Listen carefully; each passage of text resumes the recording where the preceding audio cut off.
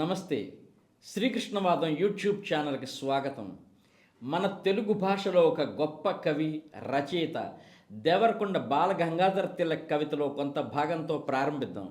దేవుడా రక్షించు నా దేశాన్ని, ఇక్కడ దేవుడా రక్షించు నా రాష్ట్రాన్ని, పవిత్రుల నుండి పతివ్రతల నుండి, పెద్ద మనుషుల నుండి పెద్ద పులుల నుండి, నీతుల రెండు నాల్కలు సాచి బుసలు కొట్టే నిర్హేతుక కృపా సర్పాల నుండి, లక్షలాది దేవుళ్ళ నుండి, వారి పూజారుల నుండి, వారి వారి ప్రతినిధుల నుండి, సిద్ధాంత కేసరుల నుండి, శ్రీమద్మద్ గురు పరంపర నుండి. ఇవాళ ఈ వీడియోలో మనం మన రెండు తెలుగు రాష్ట్రాల్లో ప్రస్తుతం ఏ విధమైన రాజకీయ పరిస్థితులు నెలకొని ఉన్నాయో చూద్దాం. అవకాశవాద రాజకీయాలు అనేవి మన దేశంలో నిన్న మొన్న కాదు, మన దేశానికి స్వాతంత్రం రాకముందు నుంచే ఉన్నాయి. ఇవాళ మన దేశంలో కూటమి రాజకీయాల్లో విలువలు అనే వాటి గురించి ఎంత తక్కువ చెప్పుకుంటే అంత మంచిది. ఒక పార్టీ అది ఏదైనా సరే సిద్ధాంతాలు, ప్రజాస్వామిక లక్ష్యాలు, పౌర సమాజం పట్ల బాధ్యత వంటివి ఏనాడో వదిలేశాయి. అన్ని కూటముల లక్ష్యం అధికారం. అందుకోసం ఎన్ని విధాలుగానైనా తమ విధానాలను, సిద్ధాంతాలను సవరించుకుంటాయి. అందుకు ప్రస్తుతం మన తెలుగు రాష్ట్రాలు, మన రెండు తెలుగు రాష్ట్రాల్లోని రాజకీయ పరిస్థితులే పెద్ద ఉదాహరణ. ఆంధ్రప్రదేశ్లో అధికారికంగానే కూటమిలోని పార్టీలు తమ పొత్తుల విషయంలో అది ఇన్స్టెంట్ అయినా పర్మనెంట్ అయినా పారదర్శకంగానే ఉన్నాయి. కానీ అదే కూటమిలో ఉన్న రాష్ట్ర స్థాయి స్లీపింగ్ పార్ట్నర్ అయిన జాతీయ పార్టీతో ప్రతిపక్ష పార్టీకి ఉన్న రహస్య అవగాహన నీచ రాజకీయానికి పరాకాష్ఠ.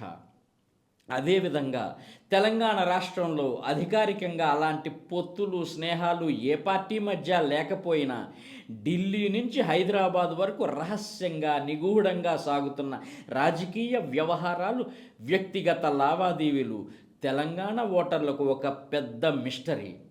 ఇలా రెండు తెలుగు రాష్ట్రాల్లోనూ ప్రస్తుతం విడిగా సాగుతున్న లాలూచి రాజకీయాల గురించి ఈ శ్రీకృష్ణ టాక్స్ వీడియోలో తెలుసుకుందాం. నిజానికి ఖచ్చితంగా పార్టీలు, నాయకులు మధ్య ఆంధ్రప్రదేశ్లో ఈ లాలూచి రాజకీయాలు ఎప్పటి నుంచి జరుగుతున్నాయి అని చెప్పాలంటే 2014 నుంచో, 2019 నుంచో, 2024 నుంచో ఖచ్చితంగా ఫలానా తేదీ నుంచి అని నిక్కచ్చిగా చెప్పలేం. అన్ని విలువలను విడిచిపెట్టి అవి ప్రస్తుతం తారాస్థాయికి చేరుకున్నాయి అని మాత్రం చెప్పగలం. కొత్తగా 2023-24 ఎన్నికల్లో ఓటు హక్కు పొందిన తరానికి తెలియకపోవచ్చు, కానీ సుమారు 40 సంవత్సరాల క్రితమే, అంటే ఆంధ్రప్రదేశ్ సమైక్య రాష్ట్రంగా ఉన్న సమయంలోనే ఈ లాలూచి రాజకీయాలకు బీజం పడింది. 1982-83కు ముందు రెండు విభిన్న పార్టీలు, అందులోనూ అధికారంలో ఉన్న పార్టీ, ప్రతిపక్షంలో ఉన్న పార్టీల మధ్య ఏ విధమైన రహస్య అవగాహన ఉండడానికి ఆస్కారం ఉండేది కాదు. ఎందుకంటే అప్పటి వరకు ఆంధ్రప్రదేశ్లో అధికారంలో ఉంది కాంగ్రెస్ పార్టీ మాత్రమే. ఉభయ కమ్యూనిస్టు పార్టీలు కొన్ని సీట్లు మాత్రం గెలిచి ప్రతిపక్షంలో ఉండేవి.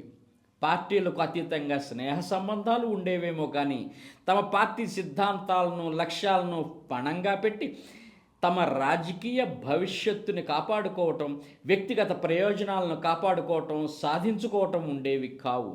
అయితే తెలుగుదేశం పార్టీ ఆంధ్రప్రదేశ్ రాష్ట్రంలో అధికారంలోకి వచ్చాక పరిస్థితుల్లో మార్పు వచ్చింది.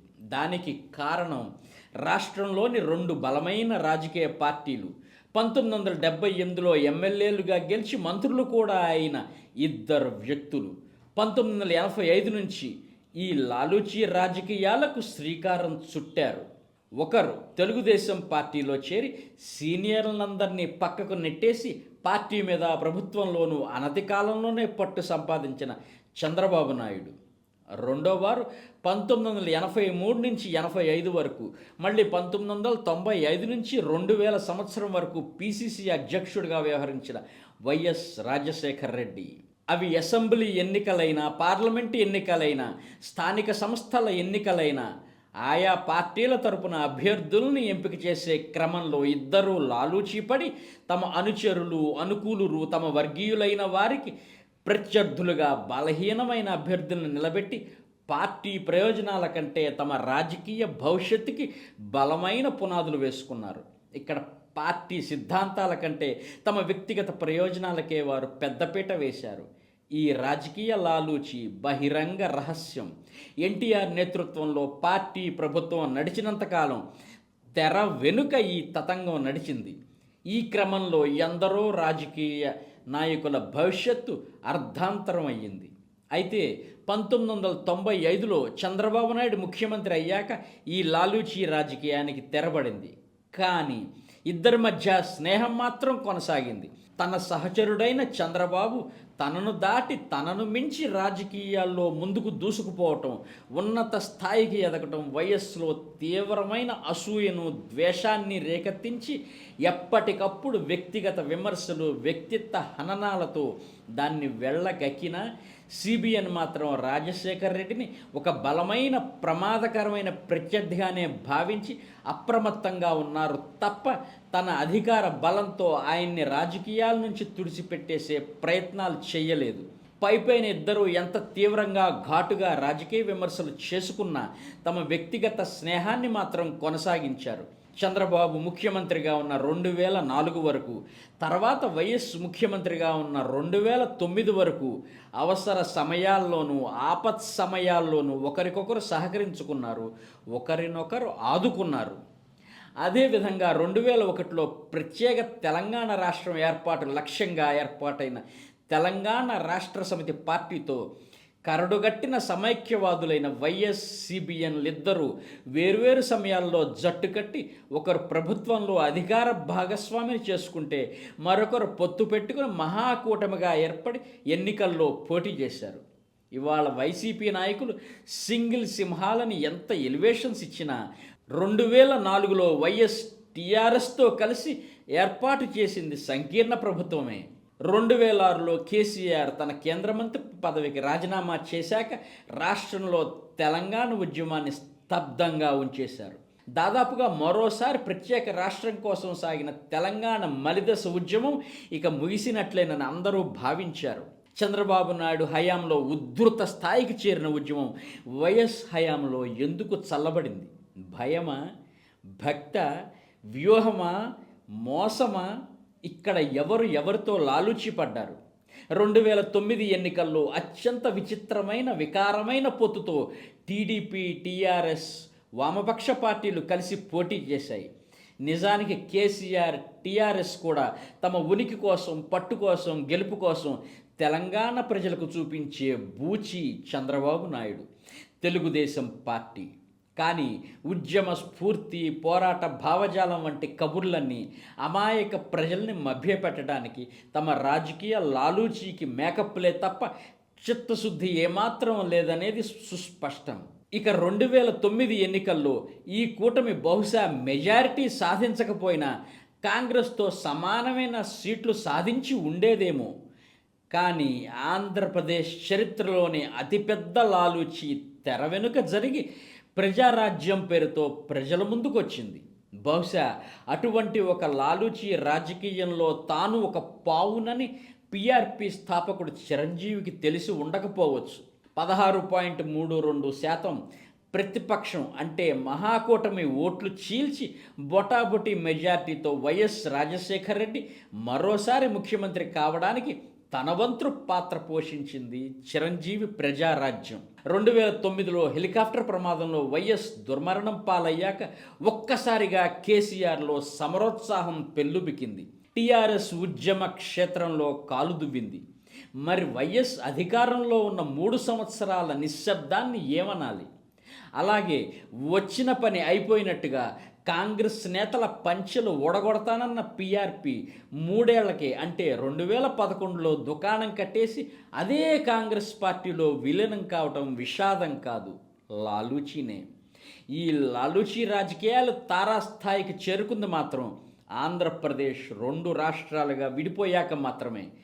ఆంధ్రప్రదేశ్ రాష్ట్రంలోనూ తెలంగాణ రాష్ట్రంలోనూ TDP, YCP, Janasena, BJP, Congress, TRS ఈ 6 పార్టీలు ఆడుతున్న 4 స్తంభాలాట చూస్తే ఊసర వెల్లులు ఉరేసుకుంటాయి. లాలూచి అనే మాట చిన్నబోతుంది. 2014 నుంచి తెలంగాణ, ఆంధ్రప్రదేశ్ రాష్ట్రాల్లో ఈ భయంకరమైన అనైతిక చీకటి రాజకీయ భాగవతం ఆయా పార్టీల్లో నిబద్ధత, అంకిత భావం కలిగిన కార్యకర్తలకు పీడకల లాంటిది. ఈ క్రమంలో మొదట 2 తెలుగు రాష్ట్రాల్లోనూ దెబ్బతింది కాంగ్రెస్ పార్టీ. 2013 చివరిలో తెలంగాణ రాష్ట్ర ఉద్యమం ఉధృతంగా సాగుతున్న సమయంలో కేసీఆర్ తన కుటుంబ సమేతంగా ఢిల్లీలో సోనియా గాంధీని కలిసి తన పార్టీని కాంగ్రెస్ పార్టీలో విలీనం చేస్తానని ప్రకటించారు. 2014 ఫిబ్రవరి 18 లోక్సభలోను 20 రాజ్యసభలోనూ తెలంగాణ బిల్లు పాస్ అయింది. 2014లో తెలంగాణ అసెంబ్లీ ఎన్నికలకు ముందు కేసీఆర్ కాంగ్రెస్తో కలిసే ప్రసక్తే లేదంటూ తనదైన శైలిలో ఝలకిచ్చారు. దాంతో రాష్ట్ర విభజన చేసినందుకు అటు ఆంధ్రప్రదేశ్లో అడ్రస్ లేకుండా పోయింది. తెలంగాణ కల సాకారం చేసినప్పటికీ తెలంగాణలో దిక్కుచోత్తని పరిస్థితిలో పడిపోయింది కాంగ్రెస్. మరో ముఖ్య పరిణామం 2014లో పవన్ కళ్యాణ్ జనసేన పార్టీని ఏర్పాటు చేయడం. నామరూపాలు లేకుండా పోయిన కాంగ్రెస్ పార్టీ కేడర్ మొత్తం జగన్మోహన్ రెడ్డి వెంట నిలిచింది. 10 సంవత్సరాలుగా ప్రతిపక్షంలో ఉన్న తెలుగుదేశం పార్టీ 2014లో జరిగిన అసెంబ్లీ ఎన్నికల్లో బీజేపీ, జనసేన పార్టీలతో కూటమిగా ఏర్పడి వైసీపీ మీద విజయం సాధించి ప్రభుత్వాన్ని ఏర్పాటు చేసింది. పైకి అంతా సవ్యంగా, సాధారణంగా కనిపించిన ప్రభుత్వం ఏర్పాటు చేసిన క్షణం నుంచి మరీ ముఖ్యంగా అమరావతి శంకుస్థాపనకు ప్రధాని మోడీ కుండలో నీళ్లు, బొచ్చెలో మట్టి తీసుకొచ్చి ముఖాన కుట్టినప్పుడే తెలుగు ప్రజల మనసుల్లో అనుమానాలు పొడచూపాయి. దేశంలో ఎక్కడా లేని విధంగా ఆంధ్రప్రదేశ్లో బీజేపీ 3 ముఖాలతో ఉండేది, ఉంటూనే ఉంది. ఒక ముఖం టీడీపీకి సుముఖంగా ఉంటుంది, ఒక ముఖం వైసీపీకి సానుకూలంగా ఉంటుంది, ఒక ముఖం తెలుగునాట దిక్కుమొక్కు లేని బీజేపీ ఒరిజినల్ బిక్కముఖం. సోము వీర్రాజు, జీవీఎల్ నరసింహారావు, విష్ణువర్ధన్ రెడ్డి లాంటి వారు తమ అసహనాన్ని పదే పదే వెళ్ళగక్కేవారు. 2018 నాటికి టీడీపీకి, సిబిఎన్కి, బీజేపీ పార్టీకి ఆంధ్రప్రదేశ్ రాష్ట్ర అభివృద్ధి పట్ల ఏమాత్రం సానుకూలంగా లేదని అర్థమై ఎన్డీఏ కూటమితో తెగతంపులు చేసుకున్నారు. మరో పక్క చెగువేరాను అనుకరిస్తూ ప్రశ్నిస్తా, నిలదీస్తా, పోరాడుతా, కారాడుతానని పార్టీ పెట్టిన జనసేనాని ఎన్నికల్లో పోటీ చేయకుండా, ప్రభుత్వంలో చేరకుండా, పోనీ పార్టీ నిర్మాణమైనా చేయకుండా 2018లో అటు బీజేపీ, ఇటు టీడీపీ రెంటిని విమర్శించడం మొదలుపెట్టారు. ప్రత్యేక హోదా అంటే పాచిపోయిన లడ్లు ఇచ్చారు, దక్షిణాది మీద ఉత్తరాది పెత్తనం ఏంటని ఢిల్లీ మీద గర్జించారు. చంద్రబాబు, లోకేష్ రాష్ట్రాన్ని దోచేస్తున్నారని ఆరోపణలు గుప్పించారు. మరోపక్క జగన్ తన నోటి దగ్గర ముద్దను చంద్రబాబు లాగేసుకున్నట్లుగా గగ్గోలు పెడుతూ 2017 నుంచి 2019 వరకు ప్రజా సంకల్ప యాత్ర అంటూ రాష్ట్ర వ్యాప్తంగా పాదయాత్ర చేశారు. ఒక్క అవకాశం ఇమ్మని ప్రజల్ని కోరుతూ తాను తలుచుకుంటే తెలుగుదేశం ఎమ్మెల్యేలను లాక్కుని ప్రభుత్వాన్ని అస్థిరపరచగలనని వైఎస్ జగన్ అన్న వెంటనే 23 మంది వైసీపీ ఎమ్మెల్యేలను టీడీపీ తన పక్షాన చేర్చుకుని వారిలో 4గురికి మంత్రి పదవులు కూడా కట్టబెట్టింది. జగన్ తనదైన శైలిలో తన అవినీతి సంపాదనతో కేంద్రంలో అటు బీజేపీని పూర్తిగా ప్రసన్నం చేసుకుని రాష్ట్రంలో కుల రాజకీయ చిచ్చుని రాజేశారు. ఇక తెలంగాణలో ఎంతో ఆత్మవిశ్వాసంతో 2014 ఎన్నికల బరిలోకి దిగిన టీఆర్ఎస్, కాంగ్రెస్ పార్టీలు రెండూ కంగుతిన్నాయి. తెలంగాణ ఉద్యమం ద్వారా రాష్ట్రాన్ని సాధించినందుకు తెలంగాణ ప్రజలు తమకు బ్రహ్మరథం పడతారని నమ్మిన కేసీఆర్కు ఆయన దండుకు బొటాబొటీ మెజార్టీతో సావు తప్పి కన్ను లొట్టబోయినట్లుగా 119 సీట్ల అసెంబ్లీలో 69 సీట్లు మాత్రం దక్కాయి. తెలంగాణ బిల్లుని పార్లమెంట్లో ఆమోదించి రాష్ట్రాన్ని ఏర్పాటు చేసినందుకు తెలంగాణ ఓటర్లు తమ పార్టీని ఖచ్చితంగా అందలమెక్కిస్తారని ఊహించుకున్న కాంగ్రెస్ పార్టీని 21 సీట్లతో బండకేసి బాదారు. అయితే 15 సీట్లు సాధించి తొలి తెలంగాణ అసెంబ్లీలో 3వ అతిపెద్ద పక్షంగా నిలిచిన తెలుగుదేశం పార్టీ ఏనాటికైనా తమకు ప్రమాదకరమని భావించిన కేసీఆర్ అండ్ కో టీడీపీ కోవర్టులతో కుట్రపన్ని చంద్రబాబు రేవంత్ రెడ్డిలను దేశ రాజకీయ యవనికపై దోషులుగా నిలబెట్టి నవ్వుల పాలు చేశారు. అయితే ఈ ఘట్టంలో గురు శిష్యులు సిబిఎన్ రేవంత్ రెడ్డి కక్కుర్తి రాజకీయమే వారిని అభాసుపాలు చేసిందన్నది నిజం. 6 నెలల్లో టీడీపీ శాసనసభా పక్షాన్ని టీఆర్ఎస్లో విలీనం చేసుకున్న లాలూచీ రాజకీయం అటు ఆంధ్రప్రదేశ్ ఇటు తెలంగాణ 2 తెలుగు రాష్ట్రాల్లో జరగటం ప్రజాస్వామ్యానికి సిగ్గుచేటు. కేసీఆర్ కూడా తెలంగాణ ఉద్యమంతో ఏమాత్రం సంబంధం లేని 2 టీడీపీ నాయకులకు మంత్రి పదవులు ఇచ్చారు. 2019లో అనూహ్యంగా ఆంధ్రప్రదేశ్ అసెంబ్లీ ఎన్నికల్లో వైసీపీ గెలిచి ప్రభుత్వాన్ని ఏర్పాటు చేసింది. వైఎస్ జగన్ ముఖ్యమంత్రి అయ్యారు.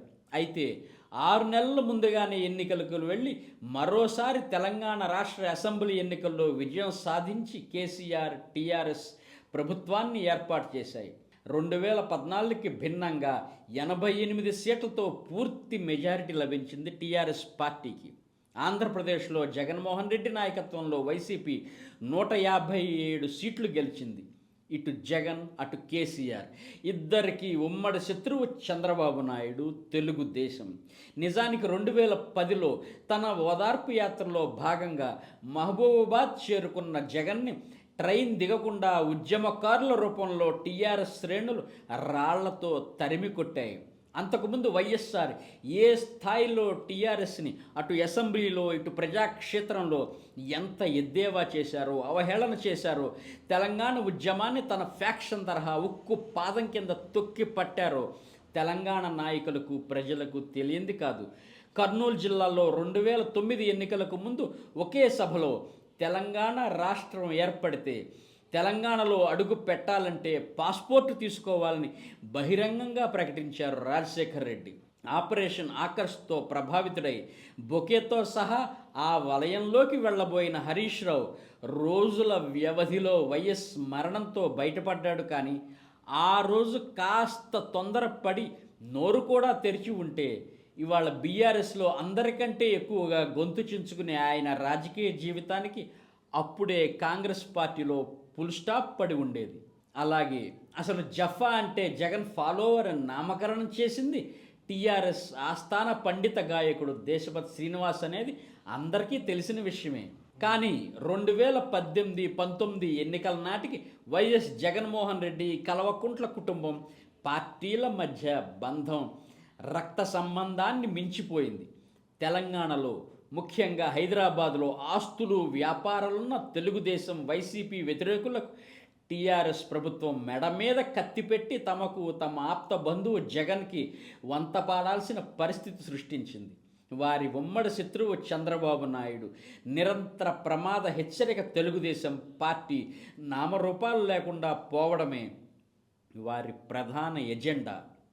ఓ పక్క ఈ లాలూచీ రాజకీయం ఈ రకంగా ఉద్యమ స్థాయిలో సాగుతుంటే నిరంతరం శ్రీరంగ నీతులు చెప్పే బీజేపీ ఆంధ్రప్రదేశ్ తెలంగాణ రాష్ట్రాల్లో సాగిస్తున్న రాజకీయాన్ని వ్యభిచారంతో పోలిస్తే రహస్యంగా తమ వ్యభిచార కార్యకలాపాలు సాగించేవారు కూడా ఆ బహిరంగ రాజకీయ పోర్నుకాండ చూసి కాండ్రించి ఉమ్మేస్తారు.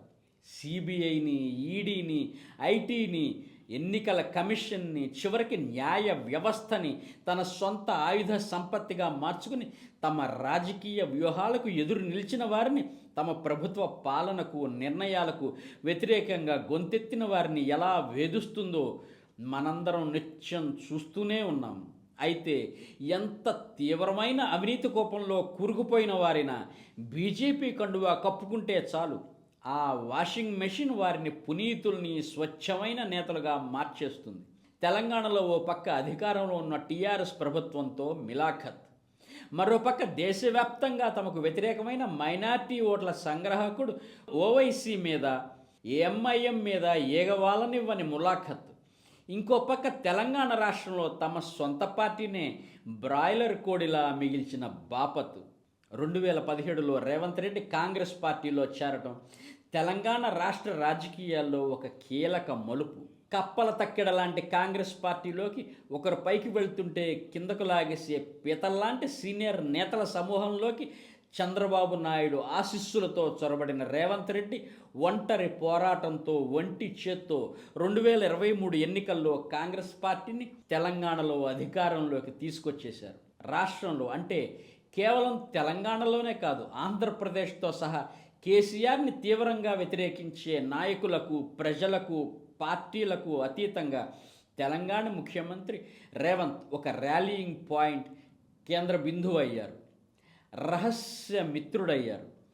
ప్రాంతీయ పార్టీ అయ్యుండి బీఆర్ఎస్గా మారి బొక్కబోర్లా పడ్డ టీఆర్ఎస్లానే ప్రధాన ప్రత్యర్థి అయిన జాతీయ పార్టీ కాంగ్రెస్ నాయకుడై ఉండి అదే స్థాయిలో బీజేపీ అగ్రనాయకత్వంతో తన రహస్య బంధాన్ని ఢిల్లీ స్థాయిలో కొనసాగిస్తున్నారు రేవంత్ రెడ్డి. సాక్షాత్తు ప్రధానమంత్రి హైదరాబాదులో బహిరంగ సభలో బహిరంగంగానే కలిసిపోదాం రా అని ప్రపోజ్ చేశారంటే తెర వెనుక ఏం జరుగుతోందో ఎవరైనా ఊహించుకోగలరు. తన గురువు సిబిఎన్, తన సీనియర్ కేసీఆర్ అనుభవాల గుణపాఠంతో తన ద్వారములను తెరిచియే ఉంచిన రేవంత్ రెడ్డి లాలూచి రాజకీయాలు తెలంగాణలో భవిష్యత్ రాజకీయ ఆశావహులకు అప్డేటెడ్ వర్షన్ లాంటివి. ప్రస్తుతం ఎక్కడ వేదిక పంచుకున్న తన మెంటార్ సిబిఎన్ మీద రేవంత్ రెడ్డి చూపిస్తున్న అభిమానం తెలంగాణ ప్రజల్లో ఎక్కడ టీడీపీకి సానుకూలత పెంచుతోందోనన్న అభద్రతతో బీఆర్ఎస్ తన కిరాయి మేధావులు సోషల్ మీడియా ద్వారా మరోసారి ఆంధ్ర తెలంగాణ భావోద్వేగాలను సద్దు మణగకుండా దువ్వుతూనే ఉంది. ఇక ఆంధ్రప్రదేశ్ విషయానికి వస్తే తనపై ఉన్న అక్రమాస్తుల సిబిఐ, ఈడీ కేసుల్లో కోర్టు వాయిదాలకు పూర్తిగా మినహాయింపు పొందడమే కాదు, తనపై తన వారిపై ఎటువంటి కేసు విచారణను ముందుకు సాగకుండా 2019 నుంచి 2024 వరకు ముఖ్యమంత్రిగా ఉన్న జగన్ నడిపించిన షోకి స్పాన్సర్ కేంద్రంలో ఉన్న అధికారంలో ఉన్న బీజేపీ అని డైపర్లతో పాకే పిల్లాడికి కూడా తెలుసు.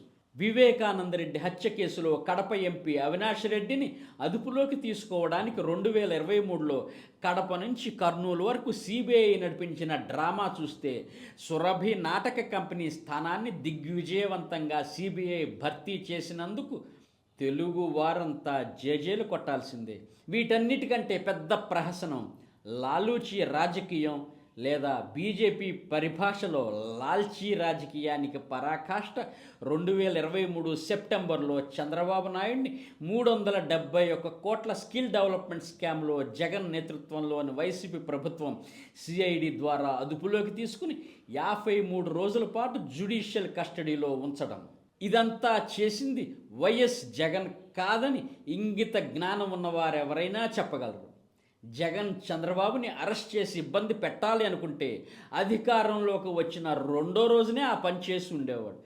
కానీ ఎన్నికలకు ఇంకా సంవత్సరం కూడా లేని సమయంలో ఒక డొల్ల కేసులో అరెస్ట్ చేయిస్తాడా? కానీ పైనుంచి బీజేపీ ఆదేశించింది, కింద జగన్ పాటించాడు. బీజేపీ ఎందుకు చెప్పింది? తన పరిపాలనతో జగన్ తాను మళ్ళీ తిరిగి లేవాలేనంత పెద్ద గోతిలో పడిపోయాడని, 2024 ఎన్నికల్లో వైసీపీ ఘోర పరాజయం, టీడీపీ ఘన విజయం తప్పదని వేగుల విశ్వసనీయ సమాచారంతో బీజేపీ తెరతీసిన లాలూచి రాజకీయ క్రీడకు అది శ్రీకారం. 2019 ఏపీ అసెంబ్లీ ఎన్నికలకు ముందు మాయావతికి పాదాభివందనం చేసి ఉభయ కమ్యూనిస్టు పార్టీలు బీఎస్పీతో కలిసి పోటీ చేసిన పవన్ కళ్యాణ్ జనసేన ఎదుర్కొన్న పరాభవం ఎన్నెన్నో రాజకీయ పాఠాలు నేర్పింది. అంతకుముందు టీడీపీని, బీజేపీని తూర్పారబట్టిన జనసేనాని ఢిల్లీ సనాతన హైకమాండ్ ఆదేశాలతో రాజమండ్రి సెంట్రల్ జైలుకి మోడీశాల సందేశాన్ని మోసుకెళ్ళి తప్పనిసరి పరిస్థితుల్లో అవుననిపించారు.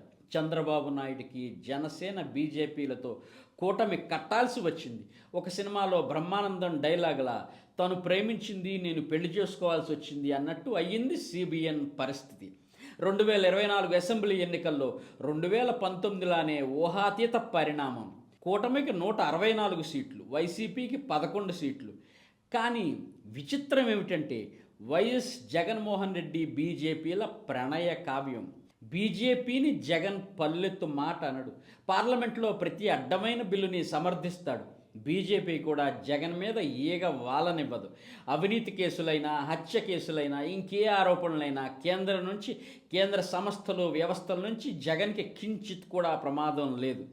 కానీ అదే బీజేపీ రాష్ట్రంలో కూటమి ప్రభుత్వంలో భాగస్వామి. ఈ రాజకీయాన్ని ఏమనాలి? ఏ పార్టీలోనైనా చేరాలంటే పార్టీ ఆఫీస్కి వెళ్ళాలి, వైసీపీలో చేరాలంటే చెంచలు కూడా జైలుకు వెళ్ళాలన్న కన్నబాబు, రాజశేఖర్ రెడ్డి తాగుబోతు అంటూ ఆయన భార్యని అసెంబ్లీలో చులకనగా మాట్లాడిన బొత్స, అవినీతి కేసుల్లో జగన్ను ఉరితీయాలన్న ధర్మాన, ఇంకా ఎందరో నాయకులు జగన్ మంత్రివర్గంలో మంత్రులయ్యారు. ఇవాళ అటు ఇటు ఎటు చూసినా రెండు తెలుగు రాష్ట్రాలను ఏ పార్టీకి మినహాయింపు లేదు. 2024 అసెంబ్లీ ఎన్నికల ముందు తనను తన కుటుంబాన్ని విపరీతంగా ట్రోలింగ్ చేసి తన పాదయాత్రలో ఎక్కడికక్కడ రభస సృష్టించిన వైసీపీ శ్రేణుల్ని ప్రతి సభలోనూ సమావేశంలోనూ ఒక ఎర్రట్ట ఉన్న పుస్తకాన్ని చూపిస్తూ ఈ రెడ్ బుక్లో వారి పేర్లు ఎక్కుతున్నాయని, తమ ప్రభుత్వంలో వారికి గరుడ పురాణం శిక్షలు తప్పవన్న లోకేష్ హెచ్చరికలు నిజానికి తెలుగుదేశం శ్రేణుల్లోనూ కేడర్లోనూ కొత్త ఉత్సాహాన్ని ఉత్తేజాన్ని రేకెత్తించాయి. కొడాలి నాని, రోజా, అనిల్ కుమార్ యాదవ్, ద్వారంపూడి చంద్రశేఖర్ రెడ్డి, పెద్దిరెడ్డి రామచంద్రారెడ్డి, విజయసాయిరెడ్డి, వైవి సుబ్బారెడ్డి, అవినాష్ రెడ్డి, సజ్జల రామకృష్ణారెడ్డి, భార్గవ్ రెడ్డి, కరుణాకర్ రెడ్డి, తోపుదుర్తి ప్రకాష్ రెడ్డి, కేతిరెడ్డి వెంకటరామరెడ్డి, తిరుమల తిరుపతి దేవస్థానం మాజీ ఈఓ ధర్మారెడ్డి, ఐపీఎస్ అధికారి పివి సునీల్ కుమార్, ఇంకా ఎందరో తమ అత్యుత్సాహానికి మూల్యం చెల్లిస్తారని తెలుగుదేశం కార్యకర్తలు ఆశించారు. వారందరి మీద ఎన్నెన్నో అవినీతి ఆరోపణలు చేశారు ఎన్డీఏ కూటమి నేతలు. అందరికంటే ముఖ్యంగా మాజీ ముఖ్యమంత్రి జగన్మోహన్ రెడ్డి, ఆయన భార్య సాక్షి పేపర్ టీవీల యజమాని భారతిరెడ్డి మీద కూడా చాలా ఆరోపణలతో పాటు హత్య నేరాన్ని కూడా మోపారు. రాష్ట్రంలో అధికారంలోకి వచ్చాక తూతూ మంత్రంగా, అంతగా వెన్ను దన్ను లేని, ప్రజల్లో పెద్దగా పలుకుబడి లేని కొందరిని మాత్రం ఆయా కేసుల్లో విచారణ చేస్తున్నారు, అరెస్టులు చేస్తున్నామంటున్నారు. కానీ తిరుమల లడ్డూ ప్రసాదం కేసులోను, లిక్కర్ కేసులోను, తిరుపతి, కాకినాడ, తణుకు తదితర పట్టణాల టీడీఆర్ బాండ్స్ స్కామ్లు, ఇసుక, మట్టి, భూములు, మైనింగ్ వంటి ఎన్నో అవినీతి అక్రమాల్లో పాత్రధారుల్ని, అరాచక శక్తులుగా పెట్టరేగిపోయిన వాళ్ళని ఇంకా ఎందుకు ఉపేక్షిస్తున్నారని రాష్ట్ర వ్యాప్తంగా టీడీపీ కార్యకర్తలు, సామాన్య ప్రజలు కూడా ప్రశ్నిస్తున్నారు, ఆలోచిస్తున్నారు. వారికి మొట్టమొదట తట్టే విషయం లాలూచి. ఆంధ్రప్రదేశ్ అసెంబ్లీలోనూ ఎప్పుడు ముఖం మీద మైకు పెడితే అప్పుడు చంద్రబాబు నాయుడిని, లోకేష్ని అత్యంత నీచమైన భాషతో తిట్టడమే కాకుండా వారి కుటుంబంలో మహిళల గురించి కూడా అసహ్యంగా మాట్లాడాడు కొడాలి నాని. మట్టి అక్రమ తవ్వకాలు, రేషన్ బియ్యం సంచులు, రేషన్ బియ్యం స్మగ్లింగ్ వంటి ఎన్నో అవినీతి ఆరోపణలు చేశారు నాని మీద. అతన్ని గుడివాడలో అండర్వేర్ మీద నడిపిస్తానని 2024లో గుడివాడలో జరిగిన ఎన్నికల సభలో లోకేష్ ప్రకటించాడు. అందరూ ఎదురు చూస్తున్నారు. సమాధానమే చెబుతాడో, సంజాయిషీనిస్తాడో లోకేష్ రేపు ప్రజల ముందుకొచ్చి. మిగిలిన కాలంలో ఏమీ చేయకపోతే, కబుర్లతో కాలక్షేపం చేస్తే ఈ దఫా ఎన్నికల ముందు మిమ్మల్ని మీ కార్యకర్తలే నిలదీస్తారు. ఆంధ్రప్రదేశ్లోనైనా తెలంగాణలోనైనా కేంద్ర దర్యాప్తు సంస్థలు ఎలాగో నిర్వీర్యమైపోయాయి. కానీ రాష్ట్రంలో శాంతి భద్రతలను కాపాడే వ్యవస్థలు, నేర దర్యాప్తు సంస్థలు ఉన్నాయి కదా, అవేం చేస్తున్నాయి? అన్నిటికంటే ముఖ్యం, ప్రభుత్వానికి చిత్తశుద్ధి ఉందా లేదా? ఎన్నికల ప్రచారంలో వైసీపీలో దాదాపు ప్రముఖ నాయకులందరి మీద టీడీపీ, జనసేన, బీజేపీ నాయకులు ఎన్నెన్నో ఆరోపణలు చేశారు. వాటికి సంబంధించి ఎన్నో సాక్ష్యాలు, ఆధారాలు తమ దగ్గర ఉన్నాయని, కూటమి అధికారంలోకి రాగానే వారందరినీ అరెస్టు చేసి విధించబోయే శిక్షల్ని కూడా ఖరారు చేసి ప్రకటించేశారు. కానీ ఏపీలో కూటమి ప్రభుత్వం ఏర్పడి 2 సంవత్సరాలు దాటిపోయింది. అందరినీ తీసుకువెళ్ళి జైళ్ళల్లో కుక్కేయమని ఎవరూ కోరుకోవడం లేదు. చేసిన ఆరోపణలను నిరూపించాల్సిన బాధ్యత ఇప్పుడు ప్రభుత్వాన్ని ఏలుతున్న వారి మీదే ఉంది. వారికి ఆ అధికారం ఉంది. అలాంటప్పుడు వెంటనే చర్యలు తీసుకోకపోతే మీరంతా లాలూచి పడ్డట్టేగా. ఇదే ఆంధ్రప్రదేశ్ ప్రజల మనోభావం ప్రస్తుతానికి. డిటో తెలంగాణ పరిస్థితి. కేసీఆర్, కేటీఆర్, కవిత, హరీష్ రావు ఇంకా చాలామంది బీఆర్ఎస్ నాయకుల మీద లెక్కకు మించిన అవినీతి ఆరోపణలు ఉన్నాయి. అడప దడప విచారణ పేరుతో కాస్త మీడియాలో హడావిడి అంతే. అంతకు మించి ఈ విషయాల్లో ఒక్క అడుగు ముందుకు పడదు. అది ఆంధ్రప్రదేశ్ అయినా తెలంగాణ అయినా ప్రభుత్వాలు ఏదైనా సమస్యనో పరీక్షనో వైఫల్యాన్నో ఎదుర్కొంటున్నప్పుడు ప్రజల్లో ముఖ్యంగా తమ పార్టీ కార్యకర్తల్లో కింది స్థాయి నాయకుల్లో అసంతృప్తి చోటు చేసుకుంటుందనిపించినప్పుడు వైసీపీ నాయకులను బీఆర్ఎస్ నాయకులను విచారణ చేసి ఒక సాప్తాహిక యక్షగాన బుర్ర కథ హరికథ పౌరాణిక పద్యనాటక సమ్మిళితమైన వినోద ప్రహసనం నడుస్తుంది.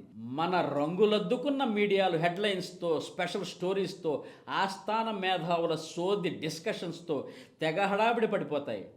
పాపం ఎన్నికల ముందు చొక్కాలు చించుకుని ఎన్నికలయ్యాక జుట్టు పీక్కుంటున్న జనం నిజమేనేమోనని ఆశపడతారు. కానీ ఈ లాలూచీ రాజకీయాల్లో తాము కేవలం బలిపశువులు మాత్రమే అని కార్యకర్తలకు ప్రజలకు అర్థమయ్యేసరికి మళ్ళీ ఎన్నికల సీజన్ దగ్గర పడుతుంది. కథ షరా మామూలే. లాలూచి ఉత్తర కుమారుల ప్రగల్భాలు నమ్మినంతకాలం 2 తెలుగు రాష్ట్రాల రాజకీయాలు ఇలాగే కొనసాగుతాయి. ఇదే ఇవాల్టి శ్రీకృష్ణవాదం. మీకు కూడా మన 2 తెలుగు రాష్ట్రాల్లో లాలూచి రాజకీయాలు నిజమేనని భావిస్తే మీ అభిప్రాయాన్ని కామెంట్ బాక్స్లో తెలియచేయండి. ఈ శ్రీకృష్ణ టాక్స్ నచ్చితే లైక్ చేయండి, ఛానల్ని తప్పకుండా సబ్స్క్రైబ్ చేయండి.